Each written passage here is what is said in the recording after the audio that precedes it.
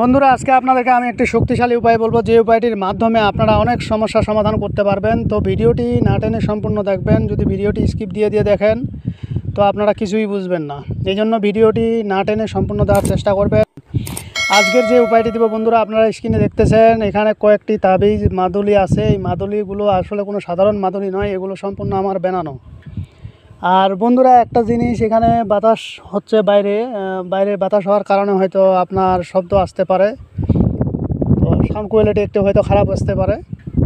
তো যাই হোক, এখন আজকের যে আপনারা মাদুলিগুলো দেখতেছেন, এই মাদুলিগুলো হলো অষ্টধাতুর মাদুলি।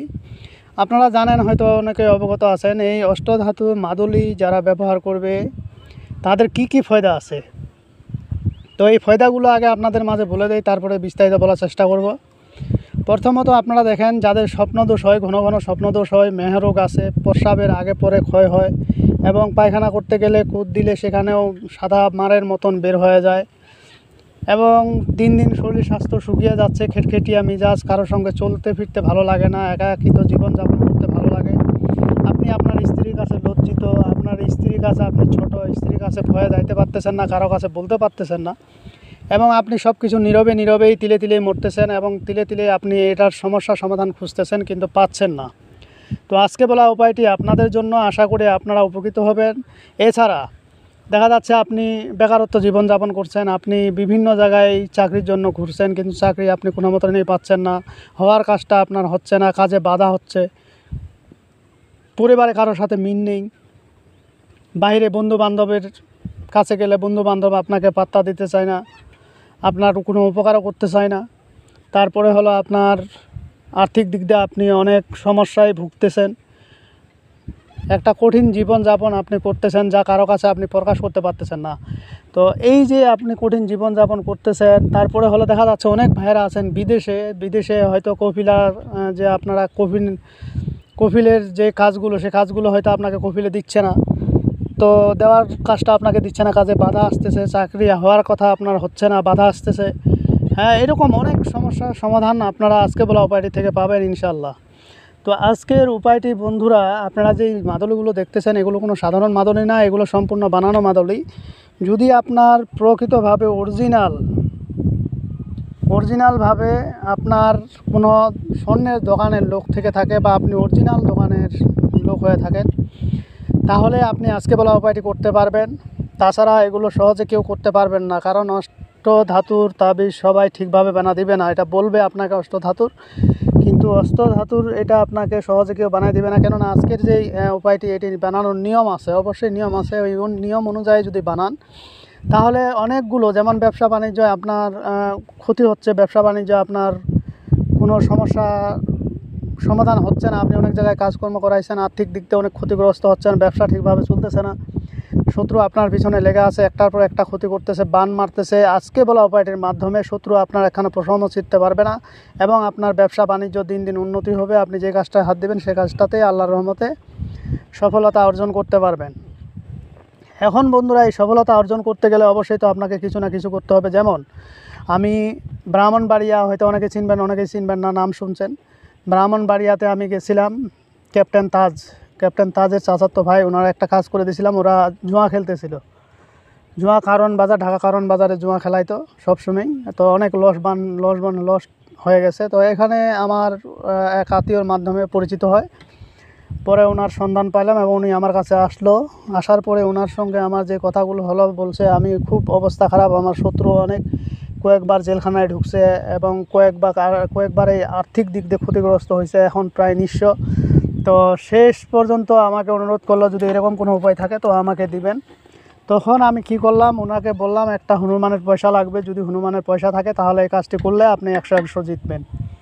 তো উনি তখন কি করলো, আমাকে একটা হনুমানের পয়সা, উনি তো জোগাড় করতে পারলো না, তখন আমি একজন ইন্ডিয়ার লোকের কাছ থেকে হনুমানের পয়সা একটা অর্ডার করে নিয়ে আসলাম।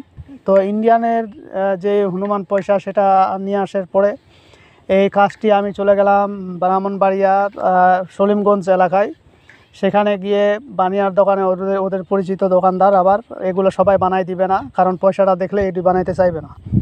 তো এই পয়সাটি আমি ওনার কাছ থেকে তাবিজ বানাই নিলাম 2টা, এবং এটা মেশিনে ঢুকাইতেই চায় না, তারা ক্ষতি হবে এরকম করে কথা বলতেছে। কিন্তু পরিচিত দেখা আর এখানে কোনো কথা বলা নাই, এবং ওনার সাথে একটা কন্টাক্ট হয়েছে, উনি ঠিক করে বানাই দিল। দুইটা মাদুলি ওনাদেরকে দিয়ে দিলাম, দুজনে দুইটা। তো দুইটা নিয়ে খেলাইতে গেছে আল্লাহর রহমতে। প্রত্যেকটাতে ধরেন যে আপনার 10%-এর মধ্যে 70% ওনার কাজ হয়েছে, 70% উনি জিতছে আল্লাহর রহমতে। উনি মোটামুটি ভালোই ছিল এক পর্যায়ে, কিন্তু শেষ পর্যন্ত আবার যখন পুলিশে ওনারে ধাওয়া করছে, তাবিজটি ওনার হাত থেকে ছুটে পড়ে গেছে। এই ছুটে পড়ে যাওয়াতেই ওনার এই জিনিসগুলো হারা যাওয়াতেই উনি তখন আর এই কাজগুলো আর করতে পারেনি। পরবর্তীতে আবার বানাই নিছে, আবার এখন মোটামুটি আছে। তো এগুলো কাজ করতে হলে বন্ধুরা সবাই বানাই দিবে না। এখানে যে এই যে মাদুলিগুলো দেখতেছেন, এই মাদুলিগুলো বানাইতে হলে অবশ্যই আপনার নিজস্ব পরিচিত লোক থাকতে হবে, এবং আমাবস্যার দিন, আমাবস্যা চলাকালে যদি বানান তাহলে 100-100 এই যে কাজগুলোর কথা বললাম, যে সমস্যাগুলোর কথা বললাম, এগুলো 100-100 হবে।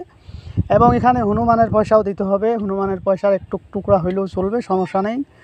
দিয়ে ওগুলো দিয়ে আপনাকে বানাইতে হবে এই অষ্টধাতুর আংটিটা এবং এই মাদুলিটা। আপনাকে এই জিনিসটা যারা বানাবে তারা উলঙ্গ হয়ে বানাইতে হবে, উলঙ্গ ছাড়া এই কাজগুলো কখনোই হবে না। এরপরে উলঙ্গ হয়ে বানানোর পরে এই জিনিসটা আপনি নিয়ে আসলেন, নিয়ে আসার পরে এই যে ভুজপাতা দেখতেছেন, ভুজপাতার মধ্যে তারপরে দেখতেছেন এখানে সামেরিন শালসিলিং যেটাই বলেন না কেন, তো এই জিনিসটা আপনাদেরকে নিতে হবে। এটা ঘুলিয়ে আপনাকে এই ভোজপাতের মধ্যে এই নামটি লিখতে হবে, যেই ব্যক্তিকে এই তাবিজটি দিবেন এবং কী জন্য দিতেছেন এই নামগুলো উল্লেখ করতে হবে। ব্যবসার জন্য নাকি খেলার জন্য নাকি লটারির জন্য, জেরার জন্য হোক, এই জিনিসটি আপনাকে উল্লেখ করে ওখানে দিয়ে নাম পদবি দিয়ে সুন্দর করে এটাকে মোম দিয়ে মুখটি আটকাই দিবেন। ছেলে হলে ডান হাতে দিবেন, মেয়ে হলে বাঁ হাতে দিবেন। আশা করি আপনারা বুঝতে পেরেছেন। তবে অবশ্যই এই তাবিজগুলো ন্যাংটা করে বানাইতে হবে, আর যদি ন্যাংটা করে না বানাইতে পারেন শনিবার মঙ্গলবার বানাই নেবেন। তবে বাস্তবভাবে 8 থেকে 9টা ধাতুর জিনিস মিশিয়ে তাবিজটা বানাইতে হবে, তাহলে কার্যকর 100তে 100 হবে, নতুবা কিন্তু এতটা কাজ করবে না। তো বন্ধুরা বুঝতেছেন আসলে এই জিনিসটি কত খতরনাক এবং কত শক্তিশালী। আসলে আজকের ভিডিওটি সম্পূর্ণ আপনাদের উপকারের স্বার্থে আমি দিয়ে দিলাম, আশা করি আপনারা উপকৃত হবেন। তো বন্ধুরা আপনারা উপকৃত হলেই হবে না, আর 10 জনের মাঝে ছাড়িয়ে দেবেন, তারাও যেন জানতে পারে এবং তারাও যেন এই কাজটি করে সফলতা পায়। তো যাই হোক বন্ধুরা, আজকের ভিডিও এই পর্যন্তই। ভিডিওটি যদি ভালো লেগে থাকে অবশ্যই একটি লাইক দেবেন, বন্ধু বান্ধবের কাছে শেয়ার করে দেবেন। আর যারা এখনও আমার চ্যানেলটি সাবস্ক্রাইব করেনি তারা সাবস্ক্রাইব করে নেবেন এবং পাশে থাকা বেল আইকনে অল ক্লিক করবেন, যাতে ভিডিও ছাড়ার সঙ্গে সঙ্গে নোটিফিকেশন আপনাদের কাছে পৌঁছে যায়। আর যারা অলরেডি সাবস্ক্রাইব করে ফেলছেন তাদেরকে অসংখ্য ধন্যবাদ। তো পরবর্তী ভিডিও দেখার আমন্ত্রণ রইল, সে পর্যন্ত ভালো থাকবেন, ধন্যবাদ।